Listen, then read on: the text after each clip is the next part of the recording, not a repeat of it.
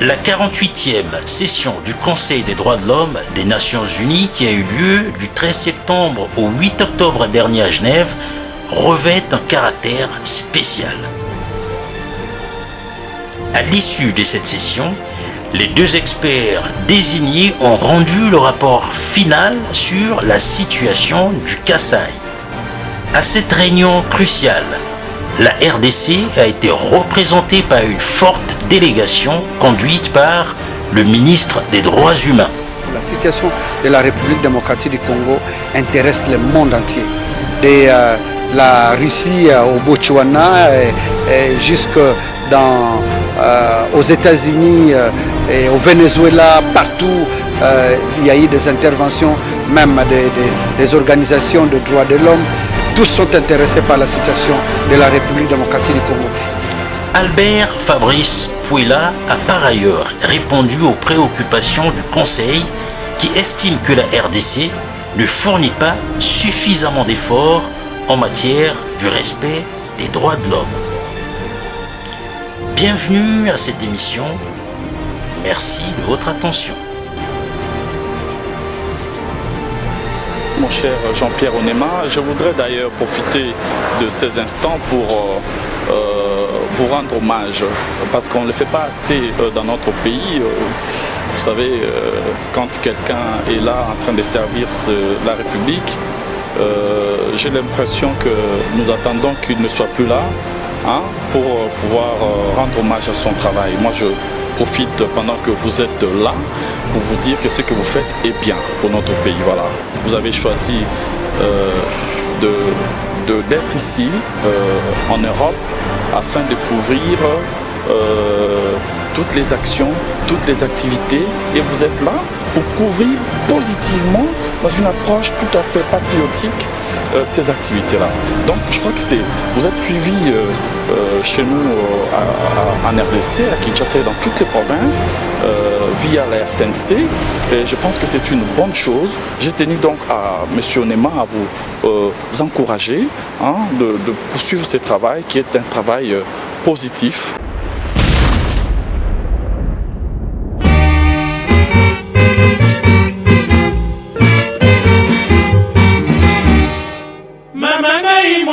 Nakomi mongo nasambwisi nzoto nakolinga ye ntongo etala nazali se kosambela chapele na maboko nakolela ye likambo nini ondoki ekoti na nzoto ye bolingo nakoboya etingaminga yo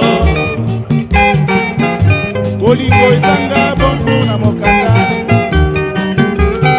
mama ngai mwana wa nakomi mongo nazambwisi nzoto nakolinga ye ntongo etala nazali se kosambela chapele na maboko nakolela ye likambo nini ondoki ekoti na nzoto ye bolingo nakoboya etingaminga yo o mama yelanga ta mai ya pio nakitisa motema ye bolingo ekangami na mongongo lokola sene ya misio makambo o lelo tokabwani lokola mai na mafuta na kati ya molangi nsima na yo nakende soki mamelo nani na motema remplace yo o lelo sanzelinga verite natika bampasi ya kokanisaka yo nyongo na ngai banzela nango boma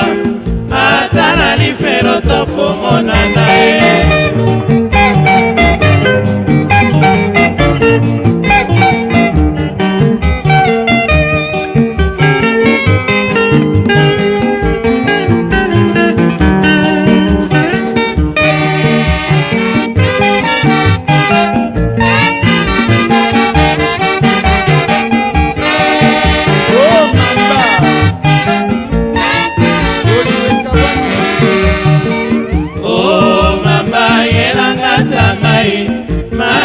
pio nakitisa motema ye bolingo ekangami na mongongo lokola sene ya misio makambo ye o lelo tokabwani lokola mai na mafuta na kati ya molangi nsima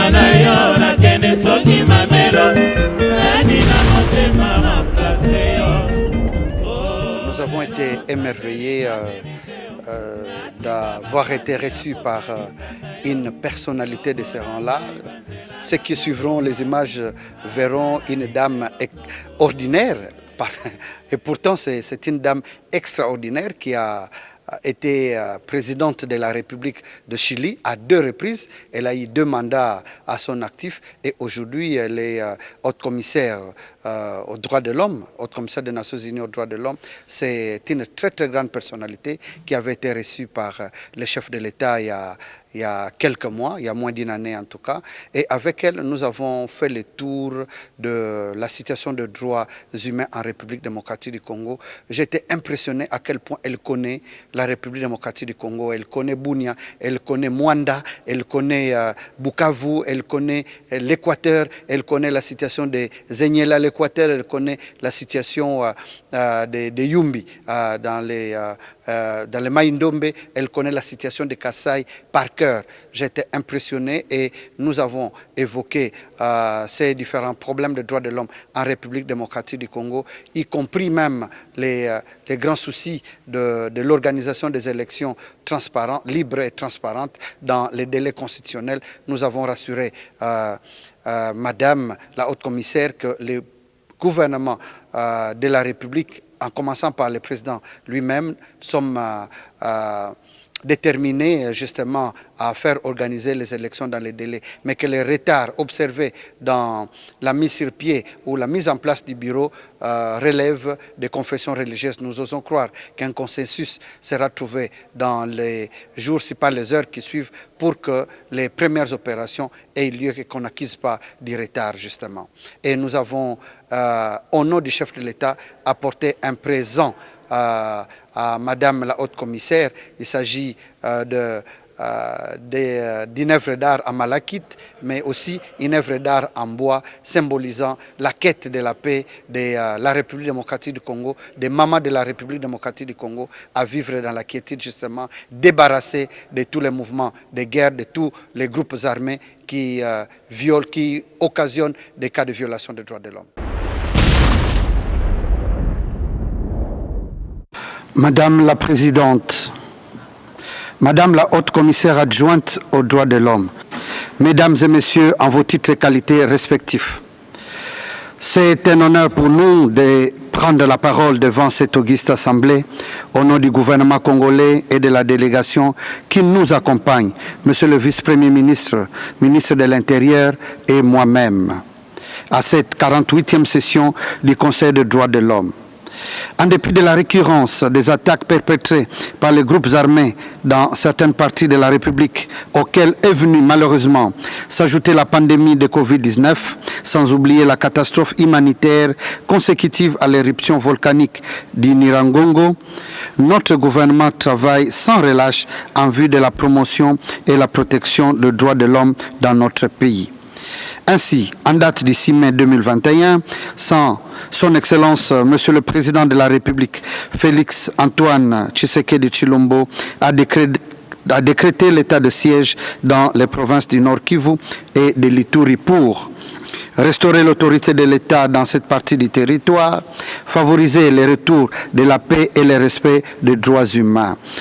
Afin de nous rendre compte de la situation des droits de l'homme et de leur respect, nous avons, dans les jours qui ont suivi la proclamation de l'état de siège, en notre qualité de ministre des droits humains, effectué une visite officielle dans les provinces précitées dans l'objectif de nous enquérir de l'effectivité du respect des dits droits conformément à la Constitution de la République qui dispose en son article 61, nous citons, « En aucun cas, et même lorsque l'état de siège ou l'état d'urgence aura été proclamé, conformément aux articles 85 et 86 de la présente Constitution, il ne peut être dérogé aux droits et principes fondamentaux énumérés ci-après.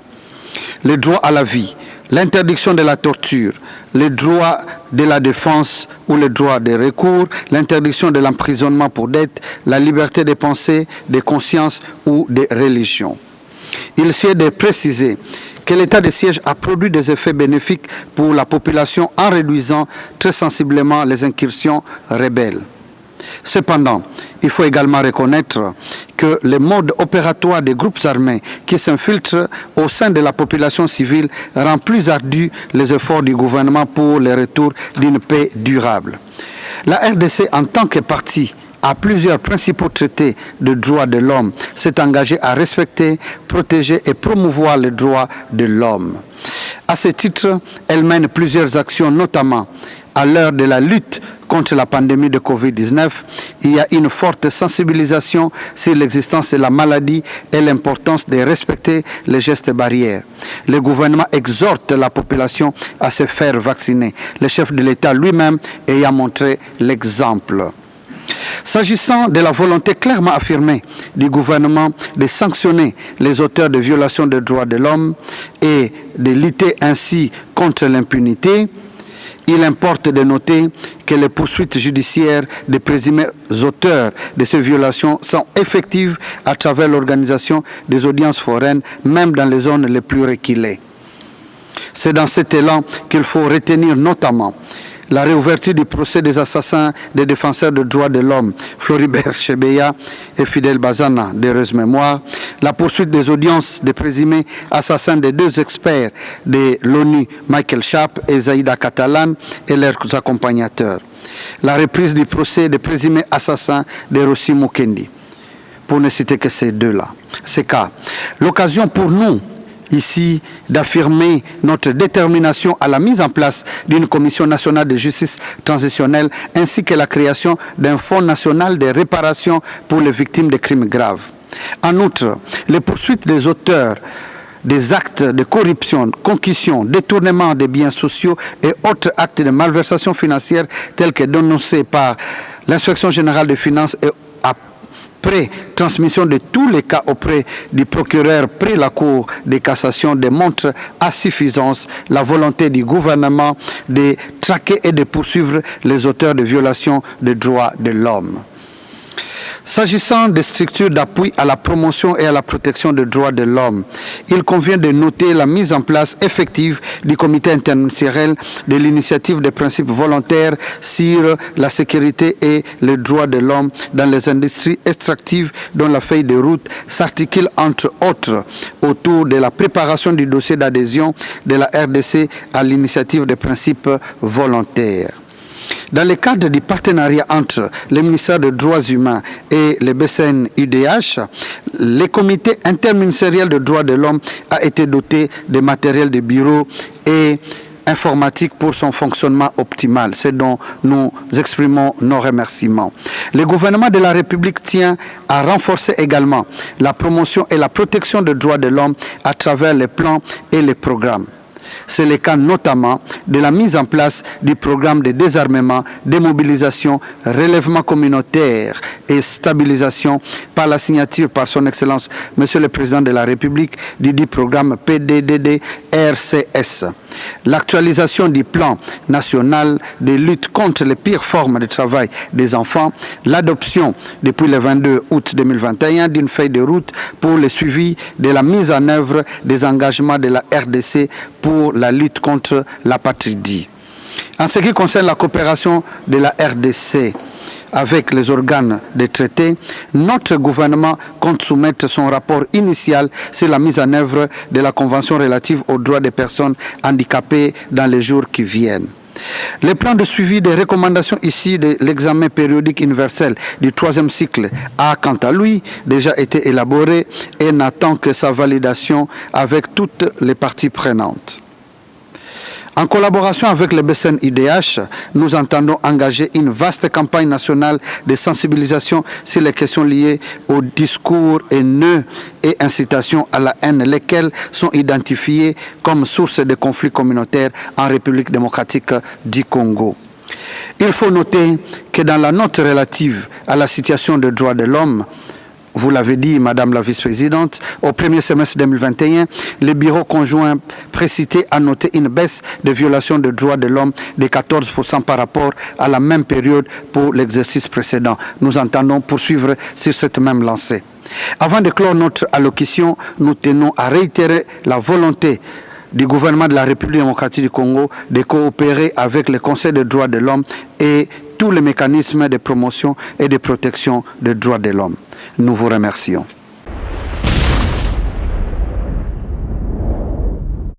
Ce que je peux donner comme résumé, au fait, c'est ce que nous avons dit en réponse.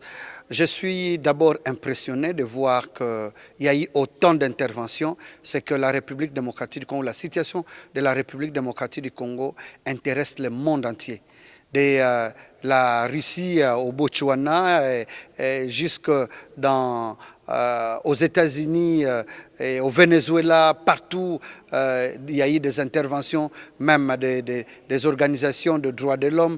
Tous sont intéressés par la situation de la République démocratique du Congo. Ici est l'occasion pour nous d'insister auprès de nos compatriotes pour savoir que l'incitation à la haine tribale, préoccupe la communauté internationale et nous devons nous interdire de développer et d'entretenir ces discours parce que nous devons tous vivre en paix dans cet espace qu'on appelle la République démocratique du Congo, comme nous avons aussi nos compatriotes qui vivent ailleurs. Nous devons nous interdire parce que ces discours d'incitation à la haine amènent des situations de violation des droits de l'homme. Mais aussi, nous avons noté à quel point la liberté d'expression préoccupe la communauté internationale. Nous devons organiser des ateliers et c'est pour cela que nous avons sollicité le soutien de la communauté internationale. Il nous faut des ateliers de formation pour le renforcement des capacités de nos forces de l'ordre pour qu'elles cessent de penser que leurs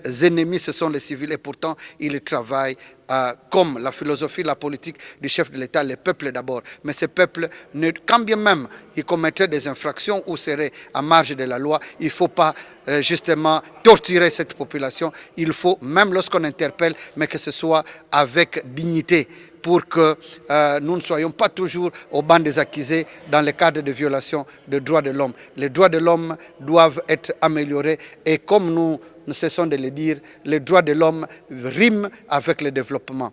Aujourd'hui, les droits économiques, nous l'avons suivi, font partie également des droits de l'homme. Nous avons suivi comment la communauté internationale est préoccupée par l'utilisation des enfants dans des zones minières. Non, la place des enfants, c'est à l'école. La place des femmes, c'est au travail. Et on doit faire la promotion de la femme comme les hommes. Aujourd'hui, il y a la gratuité de l'enseignement, mais nous devons développer l'autre corollaire, c'est-à-dire les caractères obligatoires de cet enseignement de base. Et cela est très important.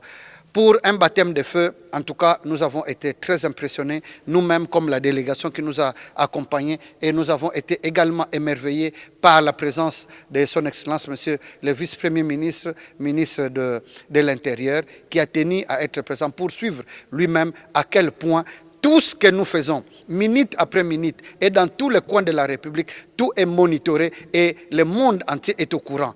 Cela nous interpelle pour nous interdire par les forces de l'ordre de violer. Parce que nous avons suivi même la présidente dire que non, le fait que ces cas de violation des droits de l'homme qui remontent sont perpétrés par des acteurs étatiques, cela préoccupe la communauté internationale. Et nous donc, qui sommes au pouvoir, nous qui occupons des passeurs des responsabilités, nous devons nous interdire de violer les droits de l'homme. Cela a une importance capitale. Merci beaucoup à tous ceux qui nous ont accompagnés. Merci à tous ceux qui sont préoccupés par la situation de la République démocratique du Congo. Puisse connaître la paix. Cette paix doit revenir, mais nous savions que ça ne serait pas, comme je l'ai dit, comme un match de football de 90 minutes. L'essentiel pour nous, disais-je, c'est de nous battre. Nous sommes en train de nous battre et contrairement à tout ce que vous suivez, l'état de siège est en train de produire ses fruits. Il y a des gens qui sont connus pour être à la base de ce qui est en train de se passer chez nous. Il n'y a pas seulement que des étrangers. Je suis désolé. Et ce sont ces gens-là qui ne veulent pas que la guerre puisse se terminer. Mais qu'ils sachent que quoi qu'il en soit, cette guerre se terminera. Voilà pour l'essentiel des Alakiwana, to sepeli mingi, parce que au commissaire to sololi na ye, kakandengo uti kutuna wana, yepe atindeli bakonzi na biso mbote mingi, plus particulièrement mokonzi ya mboka. Et na prometa ki ye ke mbote na ye, ba igare na ye, et pas ya chef de l'État na kokuka kokomisa yango. Merci beaucoup.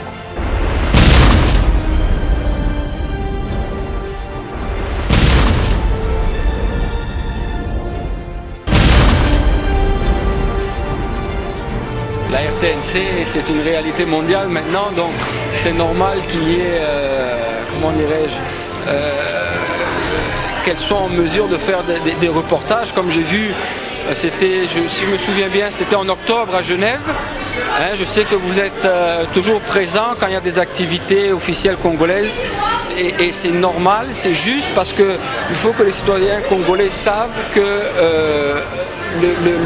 comment dirais-je, les institutions congolaises sont présentes à l'étranger et supportent les Congolais qui sont à l'étranger.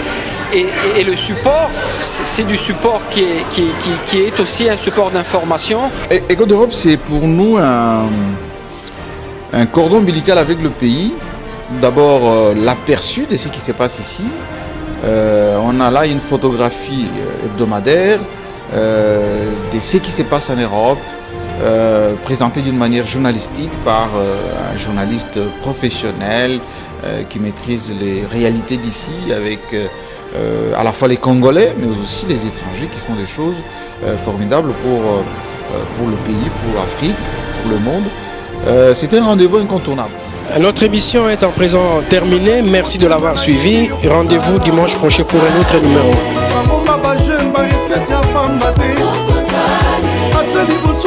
Je garde mon silence. Alléluia.